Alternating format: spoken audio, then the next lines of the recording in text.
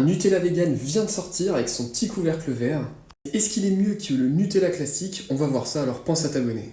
Déjà pour ce qui change du Nutella classique, pas grand chose parce que ça commence avec les mêmes ingrédients, sucre, huile de palme, noisettes en troisième position seulement. Pas beaucoup de noisettes d'ailleurs, seulement 13%. Avec beaucoup de sucre et d'huile de palme, niveau santé et environnement, on va repasser. Donc faut pas se fier à son couvercle vert. Vegan, ça veut pas forcément dire bon pour la planète ni pour ta santé. La différence, ça va être au quatrième ingrédient, on va avoir, au lieu du lait déshydraté, des pois chiches.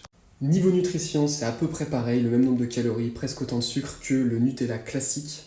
Donc n'espère vraiment pas faire un geste pour ta santé en mangeant ce Nutella. Mais bon, c'est une pâte à tartiner, on le sait, ça doit rester occasionnel comme tous les produits transformés très gras et sucrés. En tout cas, c'est certainement pas une meilleure alternative pour l'environnement. La culture de l'huile de palme est responsable de la majorité de la déforestation en Asie du Sud-Est.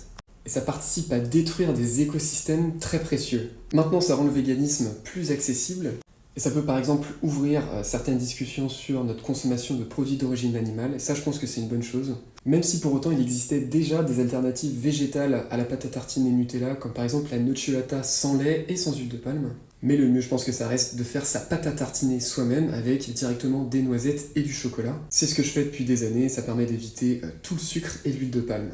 Voilà pour ce Nutella. En tout cas, dis-moi en commentaire si tu l'as testé, si tu l'as bien aimé, si tu trouves qu'il est différent du classique ou si tu as envie de le tester.